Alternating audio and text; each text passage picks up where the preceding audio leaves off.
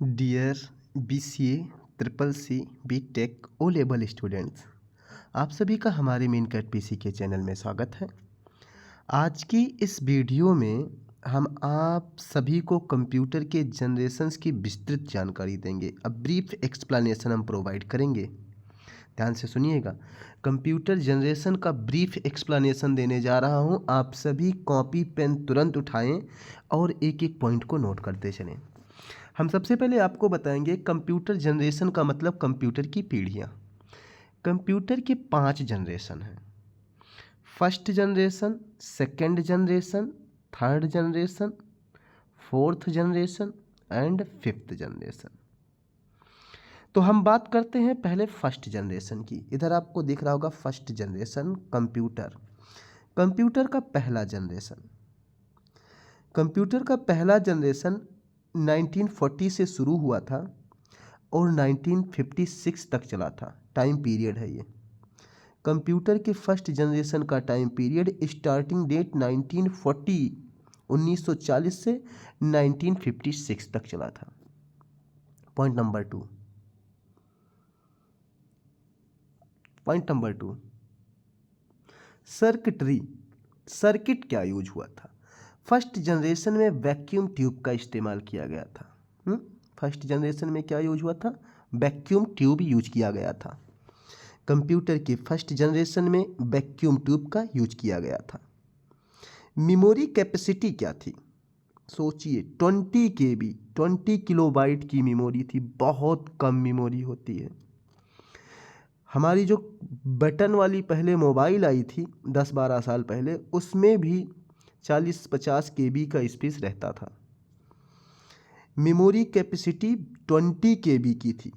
ध्यान से सोचिएगा, 20 KB की मेमोरी कैपेसिटी के साथ पहला जनरेशन स्टार्ट किया गया था। अब आते हैं प्रोसेसिंग स्पीड कितनी थी। आज की प्रोसेसिंग स्पीड तो बहुत ज़्यादा है, लेकिन फर्स्ट जनरेशन में जो प्रोसेसिंग स्पीड थी बहुत स्लो थी। 300 IPS पर सेकेंड था।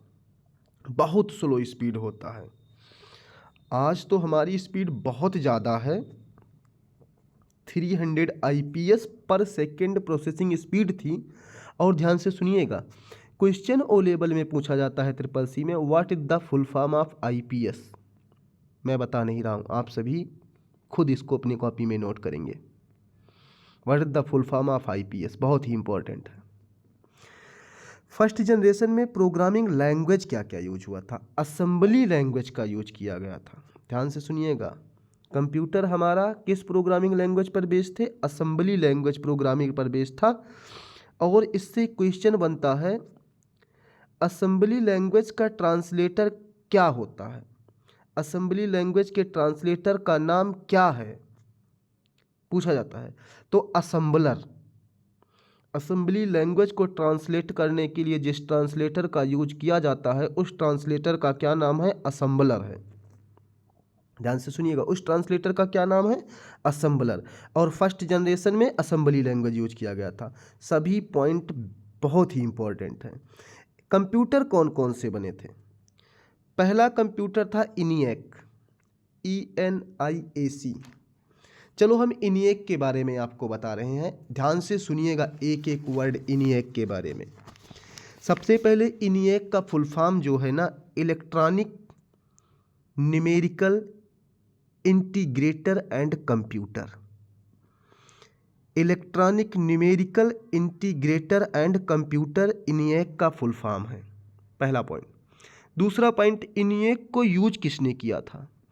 US की मिलिट्री ने ENIAC को अपने यूज के लिए बनाया था। US की मिलिट्री ने इसे यूज किया था, ENIAC को। किसने बनाया था इसके बारे में सुनिए।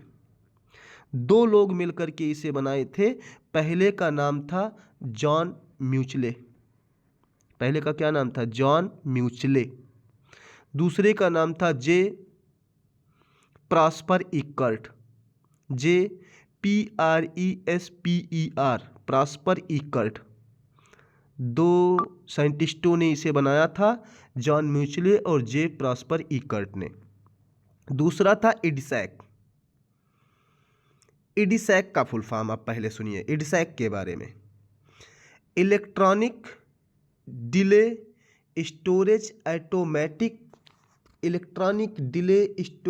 ऑटोमेटिक कैलकुलेटर, ईडीसैक का फुल फॉर्म था electronic delay storage automatic calculator.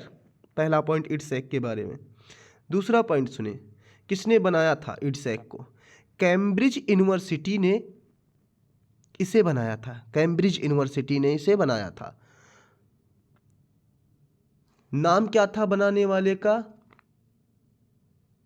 म्यूरिक बिल्कस। बनाने वाले का क्या नाम था? म्यूरिक, MAURICE म्यूरिक बिल्कस बंदे ने इसे बनाया था। म्यूरिक बिल्कस कैम्ब्रिज यूनिवर्सिटी का साइंटिस्ट था, प्रोफेसर था। ध्यान से सुनिएगा। Third computer IBM 701। Third computer का नाम क्या है? IBM 701। कब बना था? 21 मई 1952 को। 21 मई 1952 यानी कि 21 मई 1952 में इसे डेवलप किया गया था। IBM 701 डेवलप करने वाली एजेंसी का नाम था इंटरनेशनल बिजनेस मशीन। कंपनी का नाम क्या था? International business machine. इस IBM 701 को इलेक्ट्रॉनिक डेटा प्रोसेसिंग मशीन के नाम से जाना जाता था। इलेक्ट्रॉनिक डेटा प्रोसेसिंग मशीन के नाम से जाना जाता था। तीसरे के बाद चौथा जो सिस्टम था यूनिवैक था। यूनिवैक का मैं इसके अबाउट बताने जा रहा हूं। यूनिवैक का full form, what is the full form of UNIVAC? तो यूनिवैक का फुल फॉर्म लिखो, यूनिवर्सल ऑटोमेटिक कंप्यूटर। UNI का मतलब यूनिवर्सल, UNIV का मतलब होता है universal, A for automatic, C for computer, universal automatic computer. यूनिएक का फुल फॉर्म है। किसने बनाया था? जिसने इनिएक को बनाया था जॉन म्यूचले और जे प्रस्पर इकर्ट ने बनाया था। जॉन म्यूचले और जे प्रस्पर इकर्ट ने इसे बनाया था यूनिएक को। ईडीवैक के बारे में सुनिए। ईडीवैक के बारे में, पहला मेन फ्रेम कंप्यूटर था। This is first main frame computer. ईडीवैक, this is first main frame computer. 1940 में बना था ये, 1940 में बन के तैयार हुआ था ईडीवैक। कब बना था? पहला मेन फ्रेम कंप्यूटर है, फर्स्ट मेन फ्रेम कंप्यूटर, और 1940 में बना था। ध्यान से सुनिएगा, फुल फॉर्म सुनिए इसका। E for electronic, D for discrete, V for variable, A for automatic, C for computer. Electronic discrete variable automatic computer इसका फुल फॉर्म है। अब इसी के बाद से 1956 के बाद से 1957 की शुरुआत होती है और हमारे कंप्यूटर के सेकंड जनरेशन की शुरुआत की जाती है। चलो हम सेकंड जनरेशन के बारे में देखते हैं।